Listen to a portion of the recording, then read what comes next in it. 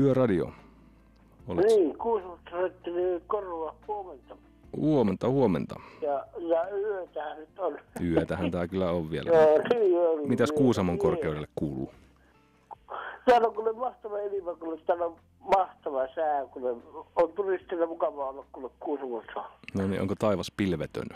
No on, pilviä on ja pakkasta on ja ei enää sää luntakaan niin kuin päivällä, on lunta.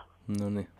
Onko teille joku mukava joulumuisto kertoa? Meillä on mukava joulumuisto semmoinen, kun niin minä olin soittamassa tuolla soittokeikalla, oli rumpali, on ammatissa ja ja mukava kun poikilla soitettiin, joulupukilla soitettiin, kun oli mukava myllärikas, semmoinen kuin myllärit, sellaista, semmoinen kuin myllärit oli orkesteri, ja Korvaino poika minä olen Kuusamosta, niin minä olisi ihan mukava isä voidakin laittaa terveisiä tässä samalla ja sitten kyllä niin olisi mukava, kun me isäukon soitettiin aika paljon musiikkia. Soittelitte isäukon kanssa paljon musiikkia? Joo, niin minä olen rumpali kato isä ja isä soittaa haitaria, isä on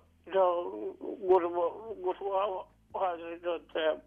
Ja Luili olisi ihan mukava sillä viisiin, niin olisi mukava niin terveisiä laittaa samalla ja ja näin, niin niin Myllärin kanssa, niin tuolla Lapissa joulupukille soitettiin aika paljon musiikkia ja sillä viisiin, niin olisi ihan mukava tällä niin tässä